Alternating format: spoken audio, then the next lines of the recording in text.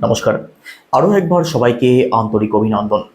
আজকের এই আলোচনাটি শুধুমাত্র মকর রাশি অর্থাৎ ক্যাপ্রিকন সাইনের প্রতিটি মানুষের জন্যই বিশেষ থেকে অতি বিশেষ গুরুত্বপূর্ণ থাকবে।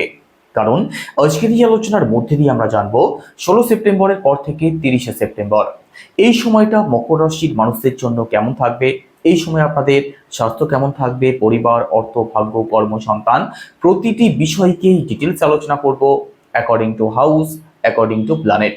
তো সম্পূর্ণ ভিডিওটি অবশ্যই দেখুন।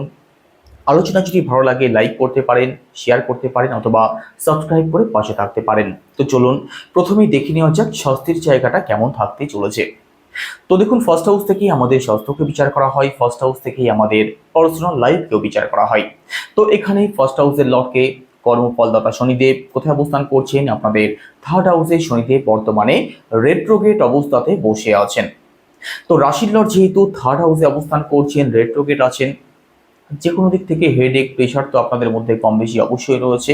দেখুন, স্বাস্থ্যের কথা যদি বলা হয়, স্বাস্থ্য নিয়ে মেজর কোনো ইস্যুর সম্ভাবনা নেই, শুধুমাত্র মানসিক দিক থেকে একটু স্টেবল থাকার চেষ্টা করবেন। একই সাথে রাশির লর্ড যেহেতু থার্ড হাউসে গিয়ে রেট্রোগেট অবস্থাতে বসে আছেন, একটু লেজিনেস কিন্তু বর্তমানে আপনাদের মধ্যে আপনারা লক্ষ্য করতে পারবেন। এবার পরিবার, সেকেন্ড হাউস থেকে পরিবারকে বিচার করা হয়। সেকেন্ড হাউসে রাহু অবস্থান করছেন, সেকেন্ড হাউসে লর্ড ও কর্মফলদাতা শনিদেব থার্ড হাউসে রেট্রোগেট অবস্থাতে বসে আছেন।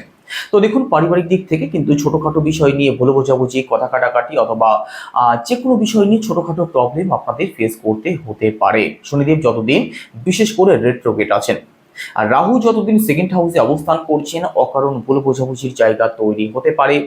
আর বিশেষ করে খরচ আপনাদের বাড়তে পারে, ইনকামের থেকে খরচ আপনাদের বেশি করাতে পারে রাহু। বিশেষ করে আপনার জন্মছকে রাহু যদি ম্যালেফিক অবস্থায় থাকে, সেক্ষেত্রে তো অবশ্যই নেগেটিভ প্রভাব পড়বে। খরচ আপনাদের অত্যাধিক হতে দেখা যাবে, সেভিংস করতে পারবেন না। থার্ড হাউসের কথা যদি বলা হয়, সেক্ষেত্রে দেখুন, থার্ড হাউসের লর্ড দেবগুরু বৃহস্পতি। দেবগুরু বৃহস্পতি কোথায় অবস্থান করছেন? দেবগুরু বৃহস্পতি আপনাদের ষষ্ঠভাবে অবস্থান করছেন। তো অনলাইন কাজ যারা করেন, সোশ্যাল মিডিয়ার সাথে যারা যুক্ত আছেন, কমিউনিকেশন অথবা মার্কেটিং লাইনে যারা আছেন, টিচিং লাইনে যারা আছেন, আপনাদের জন্য কিন্তু সেপ্টেম্বর মাসটা একটু চ্যালেঞ্জিং থাকতে পারে। কাজের দিক থেকে ফল পেতে আপনাদের একটু সমস্যা তৈরি করাবেন। একই সাথে ছোট ভাই বোন, পাড়া প্রতিবেশী, কাছের আত্মীয় স্বজন, এদের সাথে কিন্তু যে কোনো বিষয় নিয়ে আপনি আর্গুমেন্টে জড়িয়ে পড়তে পারেন। তো সিরিয়াস থাকবেন। একই সাথে দেখুন, পরিশ্রম করলে পরিশ্রমের ফল পেতে আপনাদের একটু প্রবলেম অবশ্যই ফেস করাবেন, কারণ থার্ড হাউসের লর্ড ষষ্ঠভাবে অবস্থান করছেন। আর ষষ্ঠভাবে কোনো গ্রহই শুভ ফলদায়ক হয় না। ষষ্ঠভাব থেকে আমাদের ঋণ, রোগ এবং শত্রুকে বিচার করা হয়, অকারণ ঝামেলা ঝগড়াঝাটিকে বিচার করা হয়। তো থার্ড হাউসের লর্ড যেহেতু ষষ্ঠভাবে অবস্থান করছেন, প্রবলেম কিন্তু ফেস করাতে পারেন, অকারণ ট্রাভেল আপনাদের হতে পারে। একই সাথে প্রপার্টির কথা যদি বলা হয়, সেক্ষেত্রে ফোর্থ হাউস থেকে প্রপার্টিকে বিচার করা হয়। আপনাদের ফোর্থ হাউসের লর্ডকে, আপনাদের ফোর্থ হাউসের লর্ড মঙ্গল গ্রহ। আর মঙ্গল কোথায় অবস্থান করছেন? মঙ্গল আপনাদের দশমভাবে অবস্থান করছেন 13 সেপ্টেম্বরের পরবর্তী সময় থেকে। তো এখানে দশমভাবে মঙ্গলের অবস্থান ভালো থাকবে। তো প্রপার্টির দিক থেকে পজিটিভ রেজাল্ট আপনি অবশ্যই পাবেন। প্রপার্টি সংক্রান্ত কোনো ডিল ফাইনাল যদি করতে চান, প্রপার্টিতে যদি কিছু রেনোভেশন করতে চান, গাড়ি, ফ্ল্যাট অথবা বাড়ি যদি ক্রয় করতে চান, তার জন্য ভালো সময় থাকবে, সাপোর্ট আপনি অবশ্যই পাবেন। একই সাথে ফোর্থ হাউস থেকে আমাদের মাকেও বিচার করা হয়।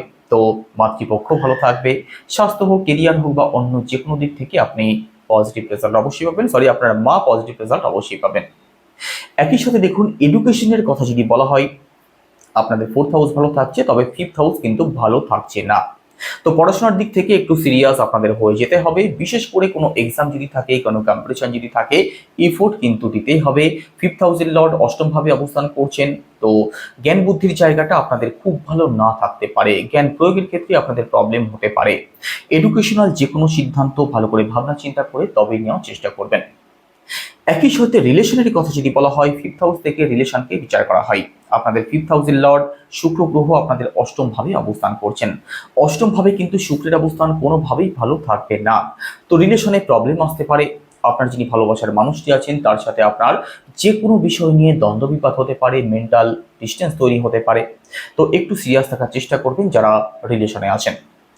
এখানে দেখুন পঞ্চম ভাব থেকে আমাদের সন্তানকেও বিচার করা হয়। তো সন্তান পক্ষের দিক থেকেও কিন্তু প্রবলেম আসতে পারে। যারা ফ্যামিলি প্ল্যানিং করতে চাইছেন, সন্তান নেওয়ার কথা যারা ভাবছেন, আপনাদের একটু ডিলে হতে পারে।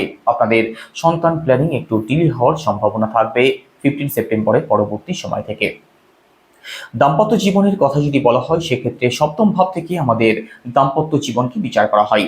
আপনাদের সপ্তম ভাবের লর্ডকে, আপনাদের সপ্তম ভাবের লর্ড চন্দ্র। আর চন্দ্র প্রতি 2.25 দিন অর্থাৎ প্রতি 54 ঘন্টা অন্তর রাশি পরিবর্তন করেন। তো মকর রাশির মানুষ যারা হয়ে থাকেন, দাম্পত্য জীবনের দিক থেকে ছোটখাটো বিষয় নিয়ে প্রবলেম কিন্তু অবশ্যই থাকে। আপনাদের যারা পার্টনার হয়ে থাকে, তাদের মুড কখন কেমন থাকে সেটা কিন্তু বোঝা মুশকিল। এই ভালো, আবার এই খারাপ, অর্থাৎ মুড সুইং খুব তাড়াতাড়ি লক্ষ্য করা যায়।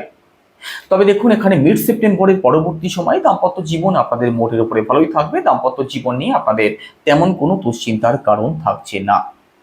ভাগ্যের কথা যদি বলা হয়, সেক্ষেত্রে নবম ভাব থেকে ভাগ্যকে বিচার করা হয়।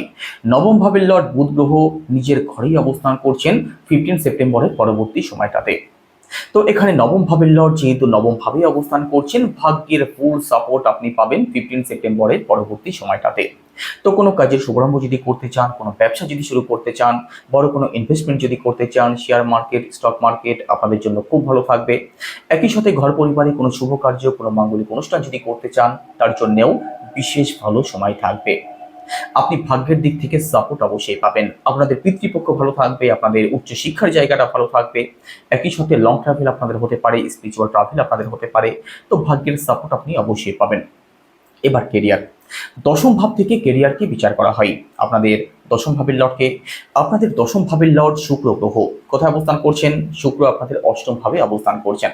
তো দেখুন, কর্মজীবন নিয়ে কিন্তু একটু প্রবলেম আপনাদের ফেস করতে হতে পারে।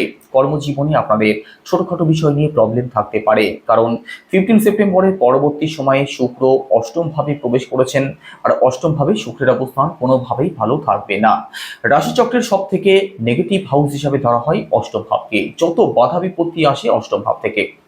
তো এখানে বুঝতেই পাচ্ছেন, 15 সেপ্টেম্বরের পর থেকে সম্পূর্ণ সেপ্টেম্বর মাসে কর্মজীবনের দিকটা কিন্তু একটু চ্যালেঞ্জিং থাকবে। কাজ নিয়ে পরিশ্রম বাড়তে পারে, অকারণ কথা আপনাকে শুনতে হতে পারে। তো নিজের কাজের প্রতি অবশ্যই সিরিয়াস থাকার চেষ্টা করুন।